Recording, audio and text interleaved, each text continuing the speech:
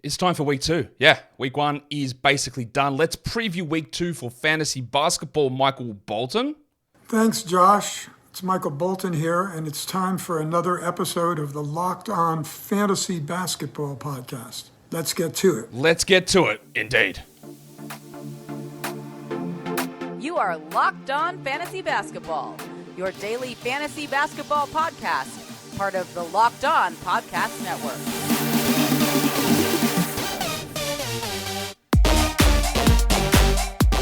Hello and welcome to the Locked On Fantasy Basketball Podcast, brought to you by Basketball Monster. My name is Josh Lloyd and we're just normal men. We're just innocent men.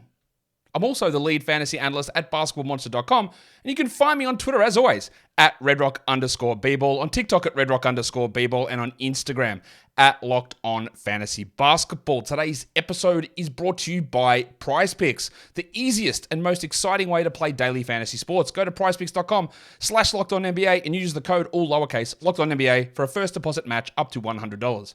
Thank you also for making Locked On Fantasy Basketball your first listen every day. We are free and we are available on all platforms. So we're here to do a preview for week 2. I'm not going to go into your gigantic waiver wire. Man, this guy's must add. We've been covering all that in the What to Watch For shows, the daily look ahead shows, the daily recap shows, and there will be a full dedicated waiver wire show tomorrow. This is more about planning your schedule, looking at streaming targets, which will include some waiver wire activity as well, but it is more very specific to the week 2 action. So if you're okay to take some L's and stash guys, which you absolutely should be willing to do, then just be really cautious about optimizing everything for schedule in week 2. For some of you, you'll have the ability to do that because either your waiver wire doesn't have those players available, or you're in a situation where you've had some roster spots open up due to injury. And then you might as well go hard and try to get the victory. But if it results in you dropping a player who I think is good, like I know the questions I get, a Kongwu, or Walker Kessler, or Jakob Poeltl, or I don't even know who else I'm getting questions about, do I drop this player? Then no, you hold those guys and you don't use that spot to stream through the week. Okay? There are definitely players, and someone will be like, what about this guy? What about this guy? What about this guy? Yes, sure. There are going to be lots of different options. I can't cover every single player, although I do my best. But that's generally the process. As we push further towards fantasy playoffs, your focus moves more from longer term into weekly streaming aggressively. I like to look at a cutoff of around usually mid-November. With some players, I'll push that out to end of November, depending on the individual situation, just to let things settle, rotations settle, etc., etc. Let's talk about week 2 in the NBA, and those blokes have done it again. Another stinking schedule as I hit the wrong button. That was great, wasn't it? This is the one that I meant to hit. It's a week 2 preview for fantasy basketball. It's just weird the way they do this. I don't understand. I know there's reasons, but the schedule is one of my big bugbears in the NBA. Back-to-backs, 3 games in 4 nights, overloaded days, understuffed days. None of it really makes any sense. And you'll see what I'm talking about right here. Because we have got, as usual, 7 days in a week, but it is unbalanced. There's 11 games on Monday, probably not a streaming day. 3 games on Tuesday. Yeah, that's probably a little low, yeah? And then an insane 13 games on Wednesday. I thought 12 last week was bad. So we've got 11 and 13 on Monday, Wednesday. Absolute stupidity. And then 4 games Thursday, 7 games Friday, 8 games Saturday, 5 games Sunday. I love the end of the week there. That's really, really good. Really good. The start of the week, horrendous. No reason. Maybe there is.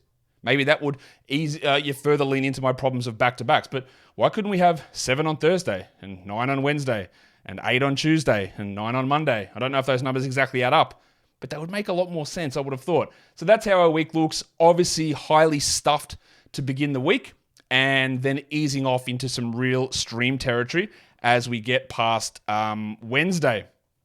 In terms of the games that teams play, 4 games. There's a lot of teams playing 4 games this week. There's also a lot playing 2. Weird 2-game weeks here. Brooklyn, these are 4-game teams. Brooklyn, Charlotte, Chicago, Cleveland, Dallas, Denver, Detroit, the Warriors, Pacers, Grizzlies, Pelicans, Magic, Suns, Blazers, Raptors, and Jazz have all got 4 games this week. It is, as usual, always very important to understand that it is not just about how many games a team plays. For weekly leagues, it is. If you're in a weekly changes league, that is important. For daily changes leagues, when a team plays is as important as how many they play. Some might say even it's more important, because you can make an argument, and we'll talk about this later, that when we look at the schedule for the week, like the Phoenix Suns play all 4 of their games on low volume days, the Dallas Mavericks play 2.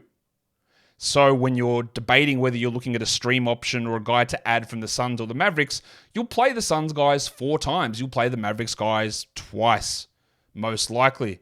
Or the Pelicans guys twice, or the Hornets, or the Bulls, or the Nuggets, or the Raptors, or the Jazz, or the Grizzlies. Or you add a Lakers player and you play them once. Versus, as we go through to look at the teams that play 3 games, which does include the Lakers, the Spurs play 3 games, all on the low volume days. So if you're adding a Lakers player, a Christian Wood, a Taurean Prince, a Gabe Vincent, you might use them once. You add a Spurs guy, not really sure who that Spurs guy would be, that'd be sitting on your waiver wire, Trey Jones. You'd use him 3 times. It's a big difference. It makes such a huge difference. These are the teams that play 3 games for the week. The Hawks, the Celtics, the Lakers, Heat, Bucks, Wolves, Knicks, Thunder, Spurs, and Wizards. And like I said, there's big differences here. Most of these teams play only 1 quality game. The Spurs play 3, the Knicks play 2, and the others all play 1. So we look at those, and the Spurs and the Knicks are way better than those other 3-game teams. And then we look at the, again, for some reason, extraordinarily high amount of 2-game weeks for this week. The Rockets, the Clippers, the Sixers, and the Kings all play only 2 games this week. The Sixers have got a weekend back-to-back in week 1, Saturday, Sunday, and then they don't play again until Thursday. And then they have 2 games Thursday, Saturday on low volume days. So a weird schedule, but both of them are on quality games. Whereas the Kings, the Rockets, and the Clippers, they only have 1 quality game. And the Clippers, one of the worst schedules I've ever seen, they don't play Monday. They play Tuesday, Wednesday, back-to-back, and then they're done. That's it. No Thursday, no Friday, no Saturday, no Sunday. So if you've added a Norm Powell, a Rob Covington, Terrence Mann, if he even returns, like, you're getting 0 for 4 days. Just a very, very... And again, for a team with as many back-to-back and injury concerns as they have, to give them a back-to-back on a week that they played 2 games is just ridiculously foolish. I cannot stress to you enough how absolutely insane that is to me. But that's how it is. They're our 2-game team. So when you're looking at streaming those guys in, the Sixers are a little bit better, but they don't play until Thursday. Whereas the Clippers play early, but then they don't play again. And it's all about trying to maximize value. Today's episode is brought to you by Prize Picks, the largest independently owned daily fantasy sports platform in North America. Not only that, because that's whatever, but what is important is they are exciting and it is easy, simple. You don't have to worry about fitting salary caps in or multiple millions of lineups and algorithms and spreadsheets and hours that you put in against the professionals. They just set a player projection and you say more or you say less for up to 6 players. And you can win up to 25 times back. You put $10 in, you might get $250 back if you hit all 6 of them. Quick withdrawals, easy gameplay, an enormous selection of players and stat types. That makes Prize Picks the #1 daily fantasy sports app. So go to prizepicks.com/lockedonnba for a first deposit match up to $100. That's right, it's prizepicks.com/lockedonnba. The code is lockedonnba for a first deposit match up to $100. And that will bring us into the next part of the preview for the week, because we are now looking at how the quality games play out. What is a quality game? I hear you asking as you tune into the show for the first time. A quality game is a term that we have... you know what? I'm not even 100% sure. I think we invented it at Basketball Monster, but it's from before I joined the company, so I don't know. But maybe we did, maybe we didn't. We do use it all the time. What it is, and I have sort of changed the definition of it a little bit to it, it is a day in the NBA where there are fewer than 10 games on. Because in a standard fantasy format, 10 starters, 3 bench, I say 10 starters, 4 bench, on a day where there are 8 games on, you can almost 100% play all of your players. You don't have to make start-sit decisions. Once you go over 9 into the 10-game territory, well, it gets a little bit iffy, and you might have to make start-sit decisions. So ideally, we want to look at the days where if we add someone off the waiver wire, we can definitely play them. Especially from my perspective, when I'm talking to people in thousands of different formats, I can't specifically tell you, well, you've got a guy available on Wednesday, but this other guy doesn't. So we use these quality game cutoffs to give you an idea of, hey, on this day, yeah, you can add blokes in. Always look at your specific league, because you might have the ability on an 11-game Monday to actually stream it in, depending on how your players look and what their individual schedule is. So when I say quality games, it's a day in the NBA where there is 9 or fewer games, and we look to target those days. Tuesday, Thursday, Friday, Saturday, Sunday. 5 quality game days during the week. Now, the default for fantasy is 4 ads per week. So obviously, you can't just go and add someone on each of those quality games using that structure. If you've got 7 ads per week, it's too many. But what you'd also like to do is get 2 streaming spots if you've got 7 ads for the week, and then still take advantage of some of this scheme to get way more games in. So what you need to do is you need to plan. You need to figure out what teams are in ideal situations. Phoenix, for the second week in a row, has the most quality games. All 4 of their games fall on days that aren't Monday, Wednesday. Phoenix plays Tuesday, Thursday, and then a Saturday, Sunday back-to-back. Fantastic. There are 3 teams with 3 quality games. The Cavs, the Magic, and the Spurs. The Cavs and the Magic, they're a 4-game team. The Spurs, as I mentioned earlier, all 3 of their games are on the low-volume days. Tuesday, Thursday, which is a back-to-back with the Suns, and then they don't play again until Sunday. So they're teams with some value in terms of playing on those lower-volume days. There are, though, lots of teams with 1 quality game. Basically, all of the teams that play either 3 or 2 games, with the exception of the Knicks, the Spurs, and the Sixers. Every other 3 or 2 game team plays 1 quality game. So when you're looking to stream in a Laker, a Hawk, a Wizard, a Heat, a Celtic, a Thunder player, you might use them once for the week, and you got to understand whether that is worth it, how it makes sense with your team roster, the ads that you've got left, and how you are planning out the week. And that is, again, part of what is part of fantasy basketball, and part of it that I don't always necessarily like, is trying to plan out to get the most games in for your squad. So how do we attack the stream zone then, which is what I'm calling this stupid name, but let's go for it. How do we attack this? Again, we try to use a default here of 4 ads for the week, and we try and maximize the games played. From what I can figure out, the most games you can get out of 1 roster spot with 4 ads is 5, because there's 5 quality games you can get using the 4 ads, a game on every day, which is going to be better than holding your worst player who might have 3 games or 4 games. Now, earlier on in the season, we're not as focused on this because we can use some of these ads for panic drops. When someone drops a Kongwu, or someone drops Pirtle, or someone drops Wendell Carter, or someone drops Markelle Fultz. Well, you use one of your ads to grab that guy, irrespective of schedule. Doesn't help that I use the Magic there, who do have a great schedule for the week in terms of quality games. So we can use one of those ads for that. But if we're just focusing solely on streaming to get more games in, the most we can get out of 1 roster spot is 5. So how do we do it? So we start off with a Tuesday, Thursday team. We avoid the 13-game Wednesday because, let's be honest, you're not finding someone off the wire who is going to slot into a starting spot. Maybe you do, because someone dropped a really good player who becomes one of your 10 best. But again, beside the point. We grab a Phoenix player, a Orlando player, or a Spurs player. They have the Tuesday, Thursday. As I said, Phoenix against the Spurs. So maybe you factor that in as well, that those teams play each other. Will the Suns blow out the Spurs? Will the Suns have their players available? Is Beal or Booker going to play? I would think they probably are, but I don't know. But if they do play and it's a blowout, then how is the value of some of these Spurs players? Not that they're droppable, but maybe you see more minutes pump into Malachi Branham, or more minutes pump into Charles Bassey or something like that. Then, after the Tuesday, Thursday, you look for a Friday, Saturday. And there are 4 teams that play the Friday, Saturday back-to-back.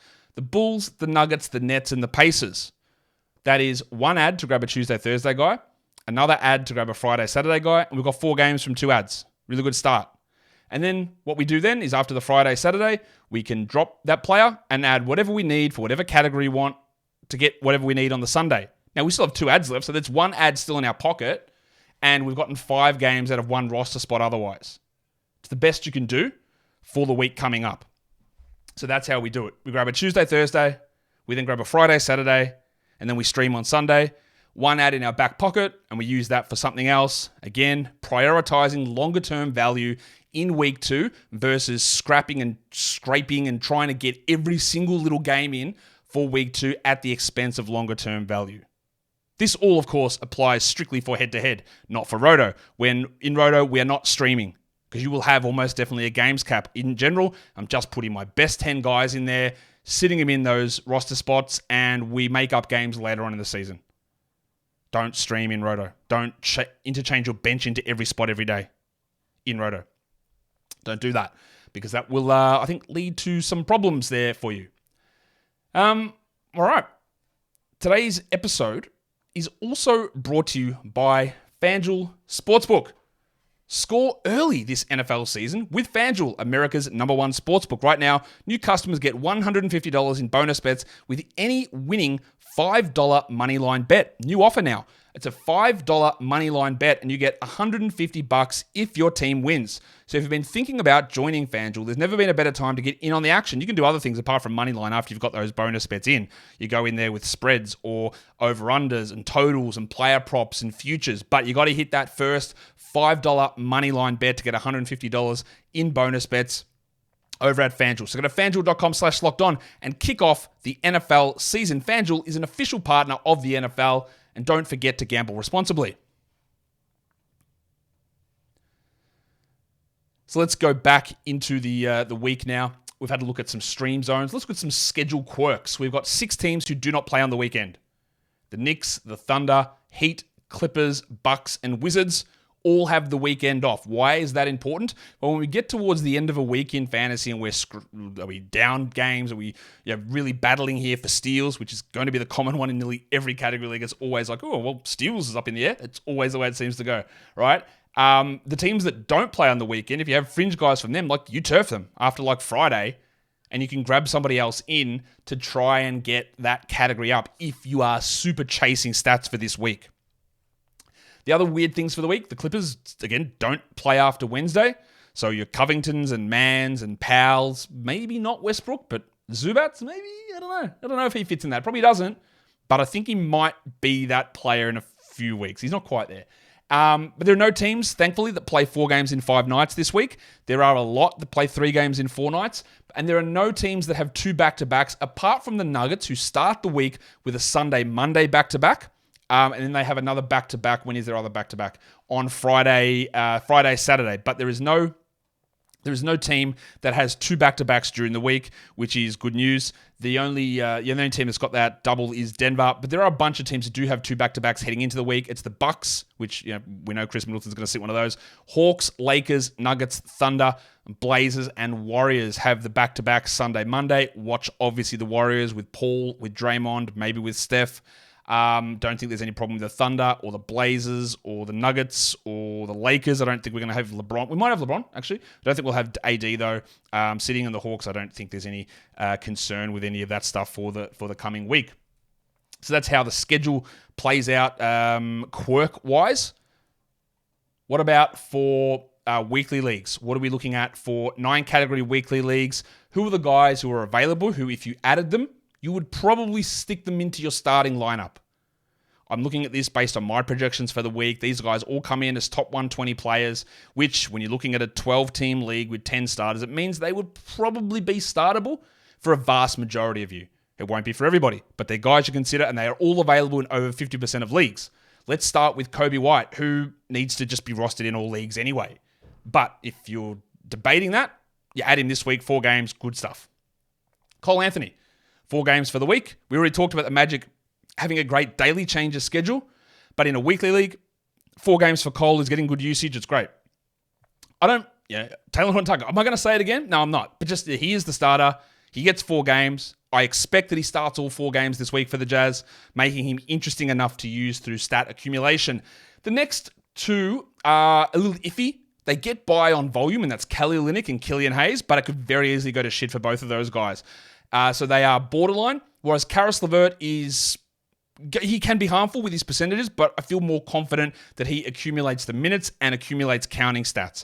The Olynyk and Hayes one are iffy and borderline, but they do have 4 games. They are widely available, and they might be able to help you out if it's in the right situation. For points leagues, the guys that we can add for the week, which again, I think you would start, it's Horton Tucker, Kobe White, Cole Anthony, Karis LeVert, all feel really strongly about those. I've got Jalen Johnson in there. He only plays 3 games. Jalen Johnson for category leagues, yes, is a must roster. His schedule this week is not great. 3 games and a bench play, even though he's played good minutes the first 2. When you do come off the bench, there's not always a guarantee you're going to hit 30 or 31. He might play 25, and if in a 3-game week he goes 25 in one of them, it does drop his value pretty significantly. Do not drop Jalen Johnson under any circumstance. He's clearly a must roster player, right? But just be cautious of that. In points leagues, I think he accumulates enough, and just, again, want to highlight, add him. Like, don't wait. The other one is Josh Okogie. With 4 games for the week. He's not usually a particularly strong points league player, but the 4 games is good. The value for him has risen with a lot of these players injured. So there is some value in perhaps adding him here with those 4 games on. Maybe that gets you going and gives you a little bit of extra info or a little bit of extra value for the week coming up. And that is the end of the week 2 preview. I will be back later on with a Sunday streaming show. So if you are focused on Sunday, getting those guys in, some injury updates as well, we'll be back with that really soon. Follow this podcast, Apple Podcasts, Google Podcasts, Spotify, and on Odyssey. If you're here on YouTube, you thumb it up and you leave your comments down below. Guys, we are done here. Thank you so much for listening, everyone. See ya.